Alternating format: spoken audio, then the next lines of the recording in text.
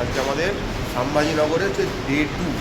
তো আবার চান টান করে মোটামুটি ফ্রেশ হয়ে বেরিয়ে পড়েছি। আজকে অনেকগুলো জায়গায় যাবো আমরা। প্রথম তো যাবো হচ্ছে একটা জ্যোতির্লিঙ্গ দর্শন করতে, সেখানে যাবো কৃষ্ণেশ্বর দর্শন করতে যাবো প্রথমে।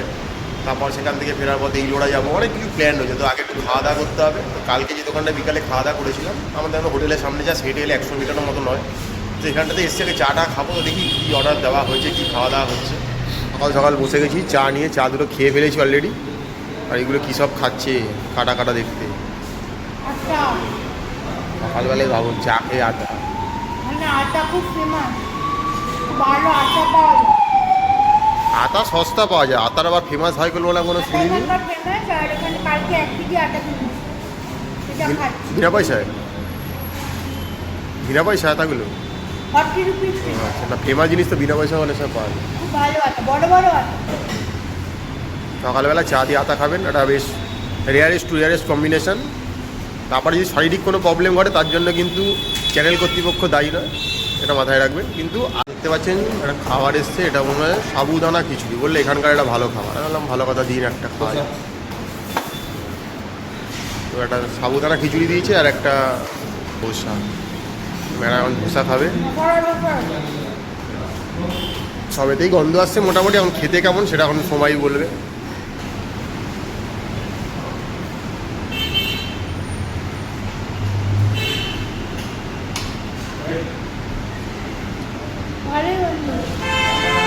গুঁড়ো করে বাদাম রোস্ট করে গুঁড়ো করে দিয়েছে, তার সাথে কাঁচা লঙ্কা দিয়েছে, একটু মশলা টশলা দিয়েছে, ওই জিরে গুঁড়ো, তারপরে ধনে লঙ্কা একটু দিয়ে দিয়েছে, হালকা চাট মশলা দিয়েছে।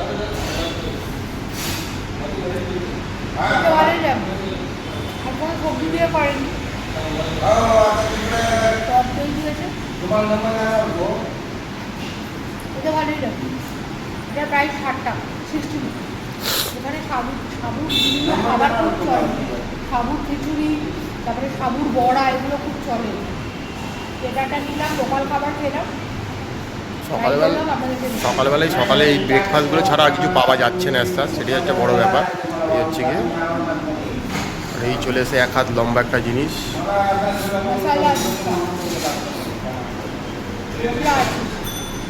আর এটাও একটা শুনে খুশির খবর।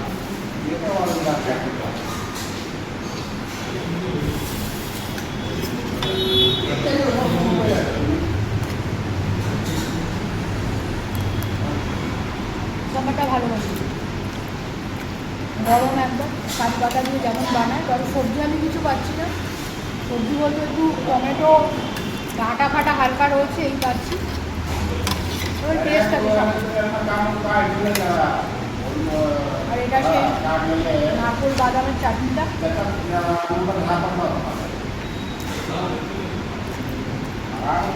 প্রচুর ধনেপাতারই কোনো টেস্ট নেই এই চাটনিটা। ধোসাটা একটু খাবার দিক থেকে ঠিক আছে, ক্রিস্পি বানিয়েছে ধোসাটা।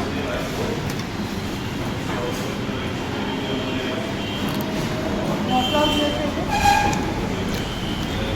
আলু স্টাফিং রয়েছে,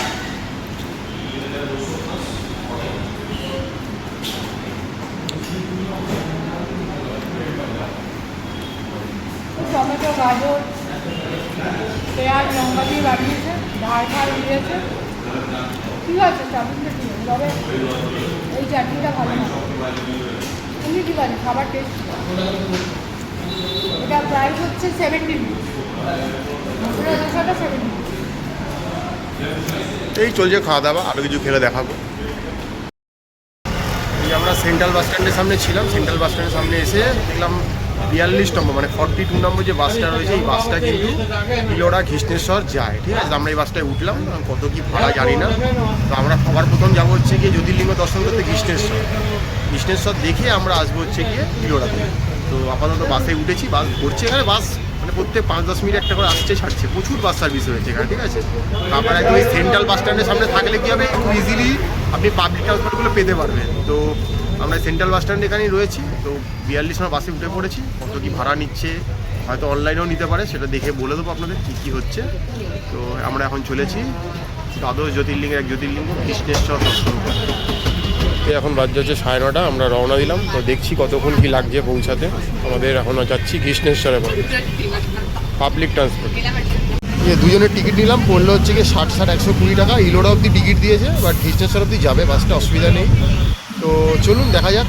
আমরা বলেছি দুজনের জন্য 60-120 টাকা পড়লো।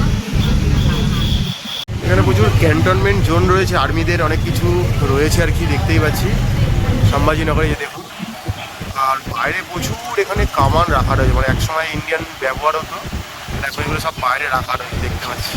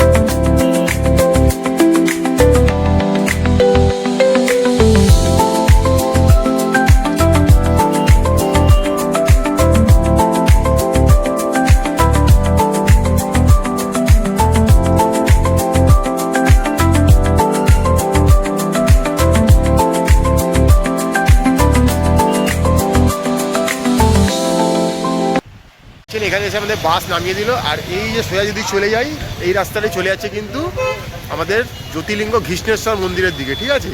তো এখানে বাস নামিয়ে দিল। তো ইলোরারই টিকিট কাটা হয়। ইলোরা থেকে জাস্ট হেঁটে এলে মোটামুটি ওই 5 থেকে 7 মিনিট লাগবে, এখন একটা ব্যাপার স্যাপার।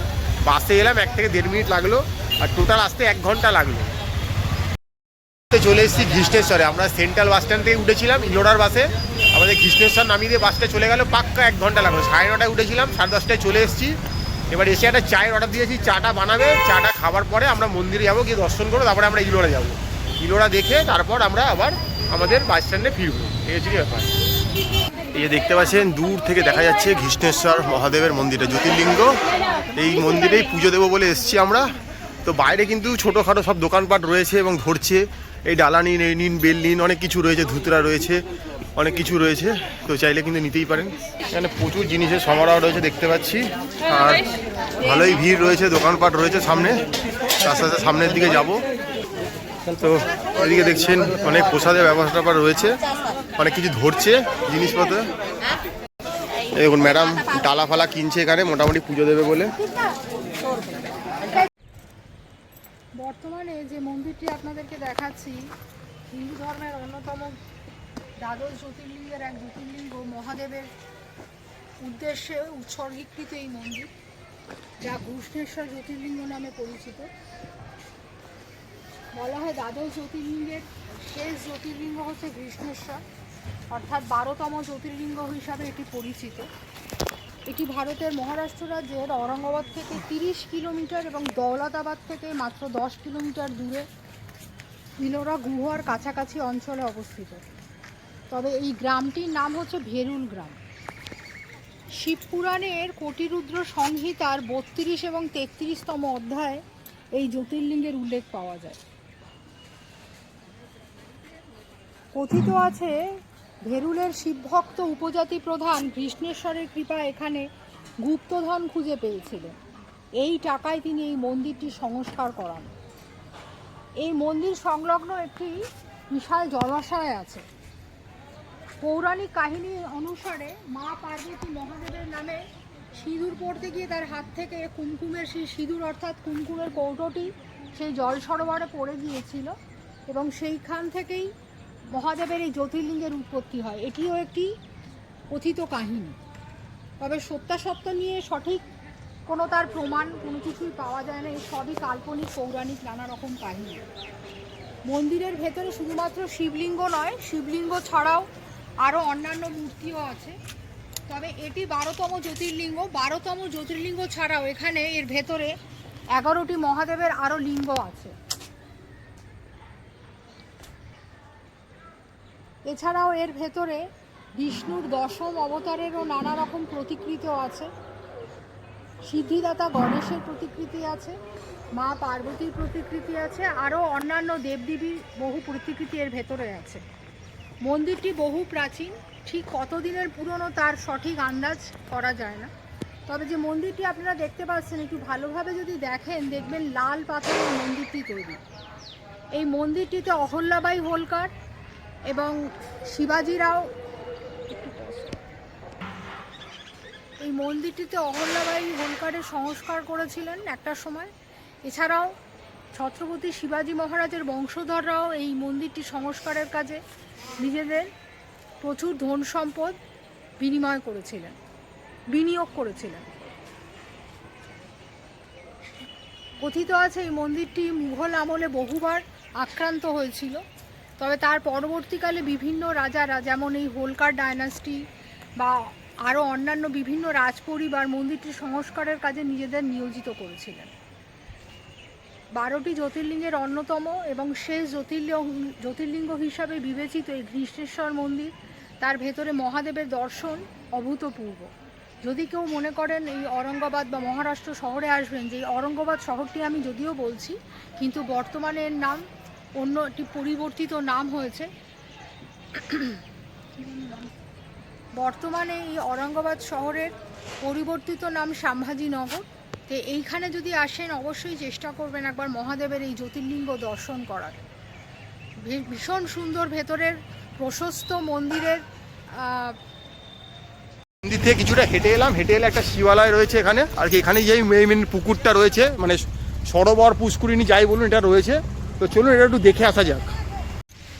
12টি জ্যোতির্লিঙ্গের মধ্যে অন্যতম ঘৃষ্ণেশ্বর জ্যোতির্লিঙ্গ। এই জ্যোতির্লিঙ্গকে ঘিরে নানা রকম কিংবদন্তি প্রচলিত রয়েছে। কোনো একটি কিংবদন্তি অনুসারে সুধর্মা এবং তার স্ত্রী সুদেহী, তাদের কোনো সন্তান ছিল না। তারা সন্তানের জন্য বহু ঈশ্বরের প্রার্থনা করেছিলেন। শেষ পর্যন্ত সুধর্মা তার নিজের বোন হুসনার সাথে তার স্বামী সুধর্মার বিয়ের ব্যবস্থা করেছিলেন। এরপরে তাদের একটি পুত্র সন্তান জন্মাবার পর তার জীবনে নানা উত্থান পতনের ঘটনা ঘটে। শেষ পর্যন্ত কোনো এক সময় তাদের এই একমাত্র যে পুত্র সন্তান ছিল, সেই পুত্র সন্তানের হত্যার নানা রকম পরিকল্পনা শুরু হয় এবং তাদের হত্যাও করা হয়, তাদের এই পুত্র সন্তান। কিন্তু ভগবান শিবের অসীম কৃপায় তাদের সেই পুত্র সন্তান আবার প্রাণ ফিরে পায় এবং তখন এই সুধর্ম এবং সুদেহার তাদের অসীম যে কৃপা, তাদের ভগবান শিবের প্রতি যে অসীম প্রার্থনা এবং তাদের প্রতি যে ভক্তি ছিল, এবং আরও বলা ভালো যে সুধর্মার যে বোন, যাতে ঘুষনা, যার সাথে সুদেহার বিবাহ হয়েছিল, তাদের প্রার্থনায় ভগবান শিব তাদের এখানে ঘৃষ্ণেশ্বর রূপ নিয়ে সদা শিব হয়ে 12টি জ্যোতির্লিঙ্গের এক জ্যোতির্লিঙ্গ হয়ে এখানে আত্মপ্রকাশ করেন। এছাড়া এমন কাহিনীও আছে যে ব্রহ্মা এবং বিষ্ণুর মধ্যে একদা কলহ হয়েছিল যে কে সব থেকে বড়। ভগবান শিব তাদের মাঝে আবির্ভূত হয়ে তাদের অনন্ততার জ্যোতি দিয়ে তাদেরকে পরীক্ষা করেছিল যে কে তার শেষ এবং শুরু তা বার করতে পারে, কিন্তু কেউই শেষ অথবা শুরুর তার সন্ধান পায়নি। শেষ পর্যন্ত ভগবান শিব এখানে ঘৃষ্ণেশ্বর রূপ নিয়ে আবির্ভূত হন।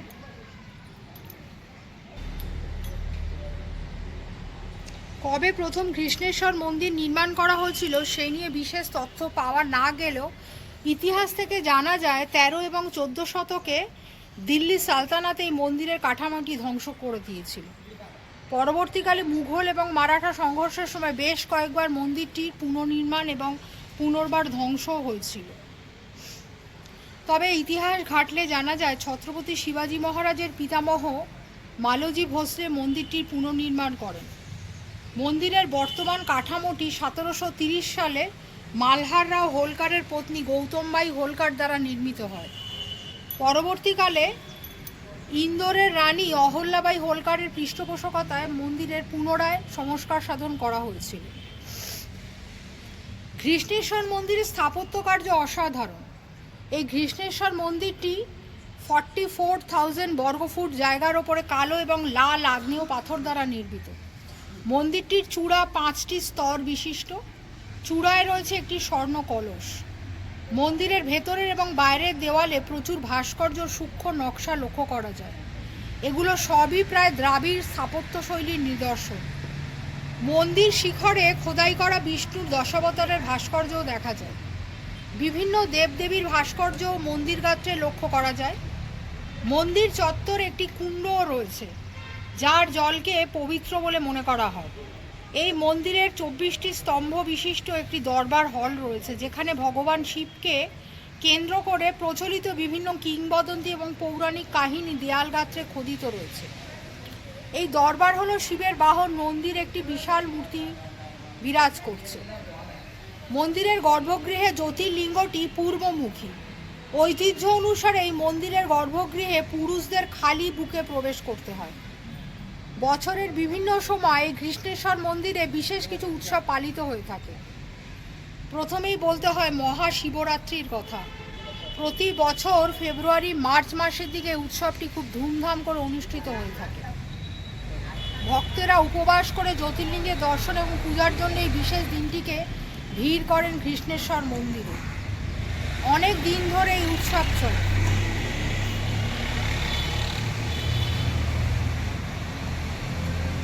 জীবনে সুখ ও সমৃদ্ধি লাভের আশায় ঘৃষ্ণেশ্বরে প্রভুর কাছে সারা বছরই দেশ বিদেশের বিভিন্ন প্রান্ত থেকে মানুষ তাদের দুঃখ দুর্দশা নিয়ে ছুটে আসে।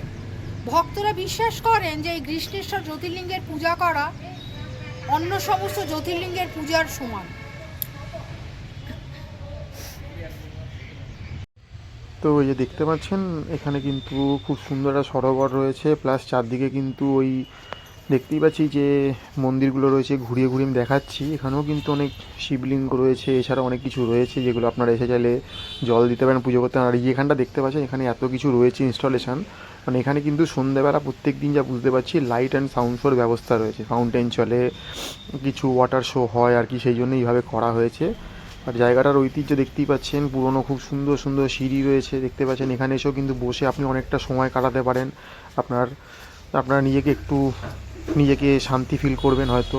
তো আমি একটু চলে ফিরে দেখাচ্ছি আপনাদেরকে। ম্যাডামের মুখে তো সবটাই শুনলেন মোটামুটি, এখানের ইতিহাস বৃত্তান্ত কী ঘটেছে কেমন কী। তো আলাদা কিছু বলার নেই। দ্বাদশ জ্যোতির্লিঙ্গের এক জ্যোতির্লিঙ্গ এবং বলা হয় এটাই 12তম জ্যোতির্লিঙ্গের আর কি, যে নাম্বারিংটা করা হয় সেটাই। তো এই মুহূর্তে কিন্তু আমরা রয়েছি বলতে পারেন মহারাষ্ট্রের ঘৃষ্ণেশ্বর যে জ্যোতির্লিঙ্গ সেটা দেখতে এসেছি। আমরা রয়েছি সম্ভাজিনগর, মানে যেটার আগের নাম ছিল ঔরঙ্গাবাদ, সেই এখন নতুন নাম হয়েছে সম্ভাজিনগর। সেই সম্ভাজিনগরে রয়েছি, আমরা ঘুরে বেড়াচ্ছি, জ্যোতির্লিঙ্গ দর্শন করছি। তো আপনাদেরকেও সেটা তুলে ধরার চেষ্টা করছি। তো আমরা বলবো যাদের এখনও দর্শন হয়নি তারা চলে আসুন। আর যারা কোনো কারণবশত আসতে পারছেন না, আমাদের ভিডিও তাদের কাছে একটা স্মৃতি হয়ে রয়ে যাচ্ছে। তারা আপনারা দেখুন, লাইক করুন, সাবস্ক্রাইব করুন। আগামী দিন যারা আসবেন, কীভাবে আসবেন, ঔরঙ্গাবাদ কীভাবে আসতে পারেন বা সম্ভাজিনগর কীভাবে আসতে পারেন সেটাও আমরা দেখিয়েছি, এসে কোথায় থাকবেন সেটাও দেখিয়েছি। এবার মোটামুটি আসুন, আপনারা দর্শন করুন, হয়তো আপনাদের খুবই ভালো লাগবে। তো এই মুহূর্তে আমরা রয়েছি দ্বাদশ জ্যোতির্লিঙ্গের এক জ্যোতির্লিঙ্গ, যেটা দর্শন করলাম, আপনার এখানে তুলে ধরার চেষ্টা করলাম। হয়তো রাতে থাকা হবে না, তাই মানে লাইট অ্যান্ড সাউন্ড শোটা তো দেখাতে পারবো না। যে দেখতে পাচ্ছেন সাউন্ড সিস্টেমের ব্যবস্থাগুলো রয়েছে, অনেকে এসে পুজো দিচ্ছে এখানে। তো মেন মন্দিরেও পুজো দিয়ে এখানে চলে আসতে পারেন। আর মেন মন্দিরে দেখলাম খুব একটা আর ভিড় ছিল না, ফাঁকাই ছিল। আগে তো আরোই ফাঁকা ছিল, এখন যাও একটু লোকচক্ষুর সামনে আসাতে একটু ভিড় হয়েছে। তো আসুন দেখুন, ম্যাপেলের পর্দায় আপনাদের তুলে ধরলাম দ্বাদশ জ্যোতির্লিঙ্গের জ্যোতির্লিঙ্গ ঘৃষ্ণেশ্বর।